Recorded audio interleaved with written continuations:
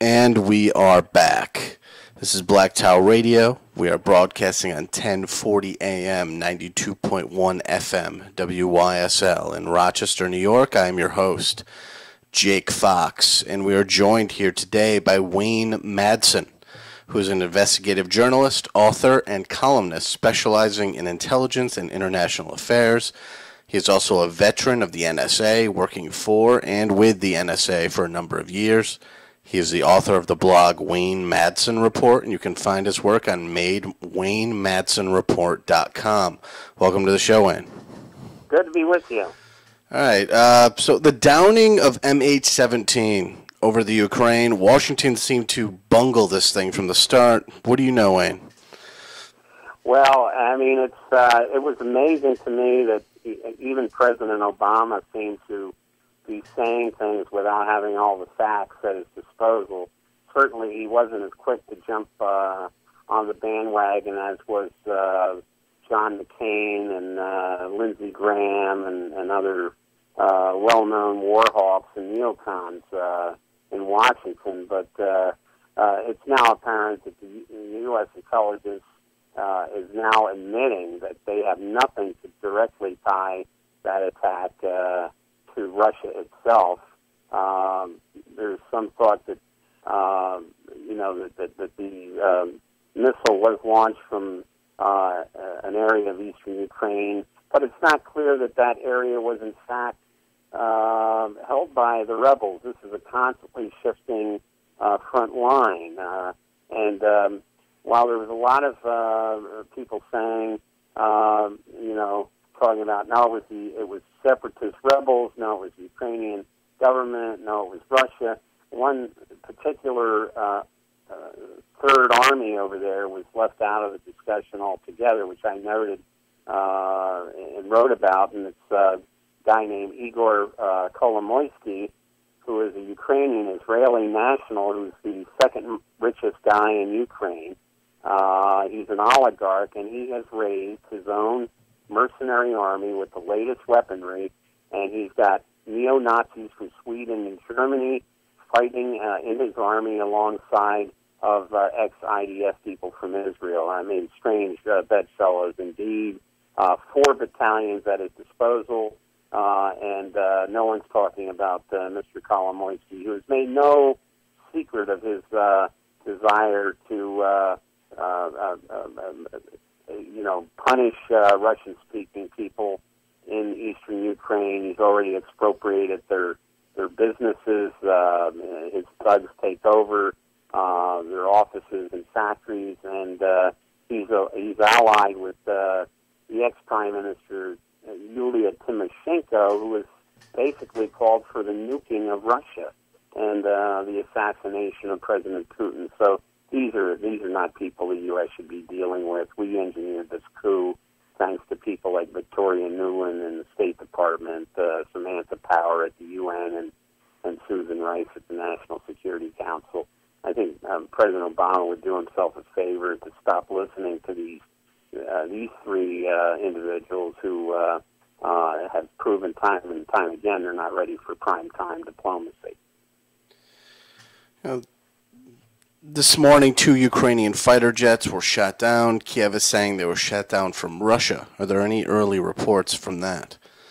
Well, Kiev says a lot of things, and they keep in mind that both the Interior Ministry and the Defense Ministry in Kiev are run by neo-Nazis, self-proclaimed neo-Nazis. And we know what the Nazi mindset is. Remember, the German Nazis said that they were forced to attack Poland in 1939 because the Polish army, which still had cavalry units, had attacked a German border post. We then found out it was in fact German troops dressed up as Poles and attacked their own border posts and actually killed German border guards in the process to use that as a pretext for the invasion of Poland. Trust Nazis at your own peril is all I've got to say, whether they're in Kiev or, as we see with Gaza right now, in Tel Aviv and Jerusalem. The 3 dead teenagers. I mean, it really kicked off the Israeli invasion of Gaza. There was a report that teenagers made a distress call during their captivity, and the recording of which was kept secret from the public, but was leaked. And from the audio, you could hear the captors speaking Hebrew in the background. I mean, it's not clear. Yeah. It's not clear who did this. I mean, there's no real proof of whoever did this. But that makes the situation even more absurd. I mean, I think it's a fair question to ask, was this a pre-planned massacre? Yeah, it's hard to say with these. We live in a time now where real people die, but as a result of what's known as information warfare. This is like setting the stage because of this social media and instantaneous messaging on Twitter and Facebook and all these other social media outlets, 24/7 cable news broadcasts where they're so anxious to get a story, they don't even practice good journalism. As we know, the plane had just been shot out of the sky by somebody over there in Ukraine. I don't think it's clear who.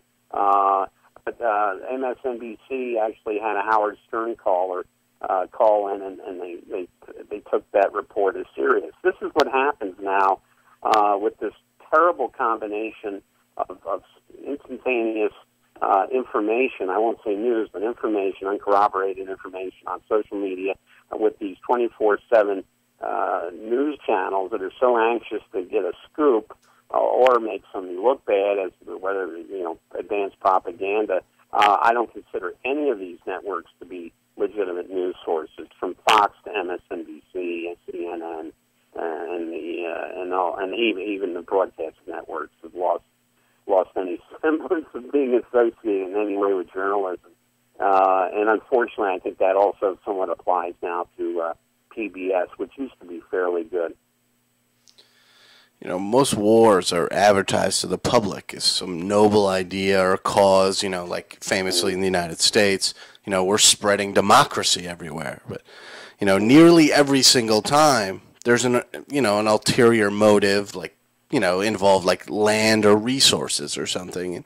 And I know that there is 1 trillion cubic feet of gas in this area of the Gaza. And, one of the biggest spots in the entire region. I mean, could this be a motivating factor for the invasion? Yeah, I obviously, the last thing some parties want is a Gaza, Palestine, with access to lucrative energy resources. And think of what Palestine could do if they had access to those revenues. It wouldn't be a case of treating them as the poor people of the Middle East. They could break out of this ghetto that they've been put into in Gaza.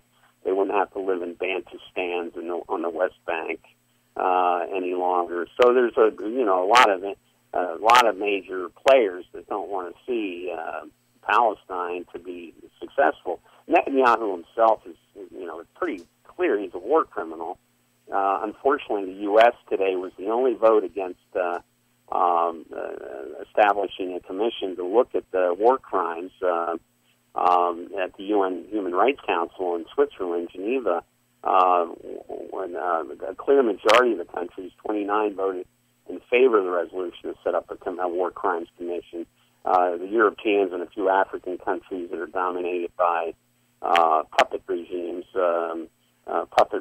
of Paris and Washington and London voted they abstained on the resolution. But the U.S. once again isolated itself from the rest of the world. John Kerry has no good offices in the Middle East, even though he was caught in an open mic situation, basically criticizing Israel's targeted operations in Gaza. He scoffed at them, was very sarcastic, but if John Kerry were serious, he would have instructed the ambassador in Geneva to at least have abstained on that resolution, but he should have instructed him to vote for it, not against it. But this is the power of this lobby in the United States. Everyone who's had the nerve, the guts to talk about the lobby in Congress has found themselves defeated by a lot of money that pours into their states or districts from out of state, usually from New York, Miami, and Los Angeles. What type of war crimes are we talking about that the Israelis are committing? Well, the latest outrage is that Israel says that they give people notice before they attack to clear out of a place, and in one case they were directed to a building where they should go to, and the Israelis bombed that building. This is really heinous. This is on the level of what the Nazis did in World War II, and I reject anybody who says it's unfair to compare what Israel's doing to the Nazis. It's not unfair. It's true. The truth is always inconvenient for certain people, but this is an actual, I think, well thought out comparison when you look at the crimes being committed in Gaza, attacking hospitals, attacking rehab centers for the handicapped, attacking 4 boys playing ball on the beach in front of the international media. This is Israel basically thumbing its nose at the rest of the world. How powerful is this Israeli lobby within the United States? I mean, it doesn't seem like anyone can fairly criticize Israel, a politician for sure, without major blowback. Right. Well, we saw what happened on our own networks with some people who criticized Israel. CNN basically reassigned one of its reporters from covering the Gaza war to Moscow. NBC fired and then had to rehire, took one of their reporters out of Gaza, and then the condemnations were so loud, including from people, influential Jewish Americans. I would point out that Naomi Wolf, who was written several books, used to advise Al Gore, stormed out of her synagogue the other day because there was no even mention of Gaza during the service. So we see now even prominent Jewish Americans rejecting the policies of this extreme right-wing government in Israel, which more or less represents not even the interests of Tel Aviv, but these illegal settlers on the West Bank. People like their foreign minister Lieberman, who represents the Settlers Party. I would also point out that in 2010, Netanyahu's own psychiatrist, a man named Moshe Yatom, committed suicide, or is said to have committed suicide, because he was so distraught over the fact that Netanyahu, he thought, was just uncontrollable. This man, Yatom, was an individual who had handled some of the most severe schizophrenia cases in Israel, but all that said and done, he felt like he could not deal with Netanyahu. And let's face it, I can somewhat understand why a psychiatrist would be distraught about a maniac being prime minister. After all, Netanyahu has at his disposal at least 400 nuclear weapons. Could you imagine if we had a situation where a psychiatrist at, say, Bethesda Hospital diagnosed the President of the United States as a manic, depressive, schizo, dangerous person, and nothing could be done about it. I think the person would also suffer from some sort of depression. Well, sure. I mean, I think it's quite clear by the actions of not only the Likud party, but of Netanyahu himself that, they are a bunch of psychopaths. And they're a bunch of very dangerous psychopaths with a lot of powerful allies in the world. What is the end game for this Likud party? I mean, what do they want? Well, and it's not just Likud. It's a coalition that includes, as I say, some religious zealot parties, and also the illegal settler parties on the West Bank. Yisrael Beitenu is one of the parties that's represented by the current foreign minister, who basically resigned after he was indicted. They didn't have enough evidence to get on him, so he's back as foreign minister. He's on record as making racist comments about Arabs. He's definitely fits the mold of a Nazi. And as I say, I do not apologize to anyone for referring to the current Israeli practices as either Nazi or Nazi-like. Abe Foxman aside, Abe Foxman can't tell me what to say. He's not my censor-in-chief. So I'm one journalist that just does not buy that line. I still, last time I checked, the First Amendment still applies here. Apparently it doesn't apply on Capitol Hill, where the Senate and the House voted unanimously to support these genocidal actions by Israel and Gaza. So moving on a little bit, the BBC pedophile ring. I mean, this story gets darker and more strange as time goes by. I just read a story the other day. A BBC host named Jill Dando was told of rampant abuse within the BBC.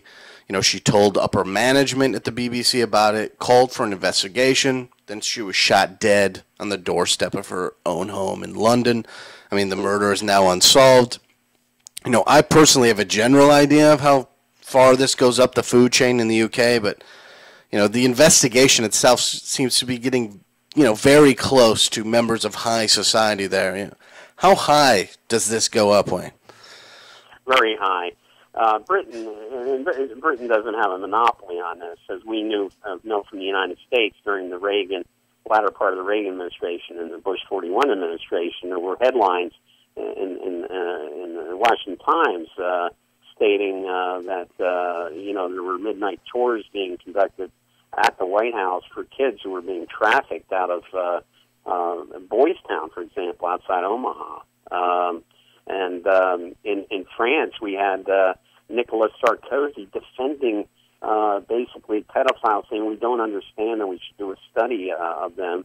And that's when his brother, it was discovered, had a research center when all these kids were being trafficked out of Chad as supposedly war orphans. They had parents that were looking for them. So England, and it's primarily England, I think this is a good reason to support Scottish independence, that Scotland can basically break away from this pedophile aristocracy that runs London, both from Buckingham Palace and number 10 Downing Street. But this goes back at least to Edward Heath, who was said to have a fondness for underage boys, prime minister in the 70s.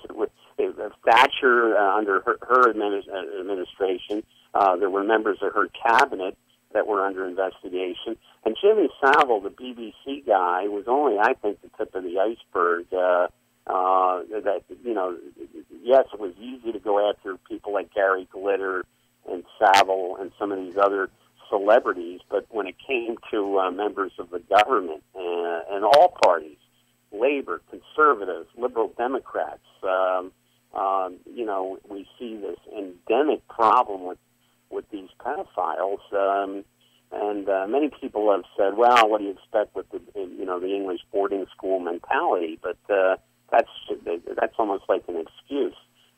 There are even groups in Britain that say they're anti-pedophile that are in fact pedophile operations, like the Pedophile Information Exchange, PI, which turned out to be a group of pedophiles, no different than the North American Man-Boy Love Association. These people actually believe that pedophiles should have rights. Yes, it's a problem for all parties, and that's why I think there's never a legitimate investigation in Britain, because they know that all the parties are involved, and it goes right up to Buckingham Palace. Prince Charles was very close to Jimmy Savile and other members of Parliament and government ministers who have been implicated in this pedophile ring. And I really think the only way to address it, it would be nice if Scotland votes for independence. Hopefully they'll be followed by Wales. And the only thing that the Queen and her government will have control of would be London and the home counties, and northeast England and northern England and Cornwall, the Isle of Man will all break away and become their own countries, and there'll be no more United Kingdom of Great Britain and Northern Ireland. I think it's an anachronism. I think, people want to go see the changing of the guard at Buckingham Palace, but come on, let's face it. I mean, how much can that go on for, just to legitimize tourist revenue? I mean, I think the monarchy is outdated. I think the British government, even the institution of the United Kingdom, allows for this pedophilia to take place. Yeah, I mean, Richard Dawkins, the famous zoologist and atheist author, the other day I read an article where he said mild pedophilia is okay, and that he was touched up as a child, and he's psychologically fine. I mean, I've seen more of this out of the UK, more organizations coming out and saying, pedophilia doesn't cause psychological damage. You have figures like Doc. I mean, it seems like there's a real push from within the UK, at the very least, to sort of normalize pedophilia. And incest as well. And when you look at the royal family, let's face it, they are the product of incest. The reason why Charles, the next king, if we believe what people say, he's not thought of as a very intelligent human being. But let's face it, when you come from hundreds of years of incestuous relationships, you shouldn't expect to see any Albert Einsteins or any other rocket scientists in the royal family of Britain. I mean, we have problems here as well with pedophilia. I mean, we famously had the Franklin scandal. Yes, we have, and that has reared its head. I was recently in Nebraska, and I haven't spent a lot of time there, but there's a Senate race in Nebraska right now where the Republican candidate, who came from nowhere to defeat better-known candidates, Ben Sass, was in charge of the House pages as a proctor and a tutor from 96 to 98. This is when Mark Foley and Jim Colby and other members of Congress were preying on these underage male pages. And now we have this guy who had the temerity to have his picture taken at Boys Town with one of the priests. One thing about pedophiles, they're really in your face. They don't have any remorse over whether they are themselves or they support their agenda. And certainly this guy Sass, even when he was in the Bush 43 administration and Health and Human Services, took action against the head of the Nebraska State Foster Child Control Board, who stood her ground even during the Franklin scandal and would not let foster children to be assigned to homes that were known pedophiles. And Sass finally, when he got to a position in Washington at HHS, brought action against her, and she was ultimately fired because her state agency took money from HHS, and they accused her of violating the Hatch Act, which is very rarely enforced anymore. But this is a problem even ongoing in Nebraska, and there is a third independent candidate named Dan Burdorf who knows about this, and he's so disgusted. He's trying to get signatures to get on the ballot in November to run against this Republican candidate who's very tainted with ties back to Franklin, and the Democratic candidate, of course, is one of these go along, get along cigar store Indians who is a trial lawyer who basically would sell his own mother down the street. The Franklin scandal had ties to Washington, D.C., and in D.C., a couple of years ago, there was the story that came out about 4,000 Pentagon employees busted in this child pornography ring that quickly went away. Nothing, as far as I know, came from it. The other day we just had 16 people were arrested at Disney World in a pedophile ring. I mean, this stuff is really it's very pervasive in our country here. It's pretty insane.